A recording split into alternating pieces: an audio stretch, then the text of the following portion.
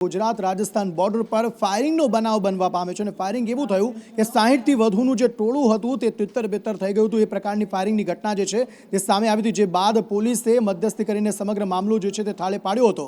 પોશીનાના કાલિંકાર ગામનો આ બનાવ છે, જ્યાં 60 થી વધુ લોકોના ટોળાએ આ આતંક મચાવ્યો હતો। આ અંગે વધુ માહિતી આપી રહ્યા છે સંવાદદાતા રિયાઝ જણાવશો શું વધુ વિગતો?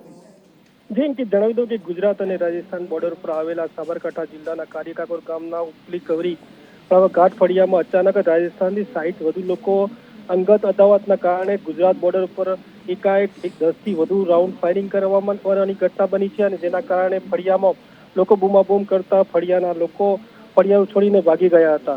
જે બાદ બે બળદ ઉપર ફાયરિંગ કરવાની ઘટના સામે આવી હતી। હાલમાં તો પોશીના ખેરોજ અને ખેડૂમા પોલીસની ટીમ ઘટના સ્થળે રવાના થઈ છે।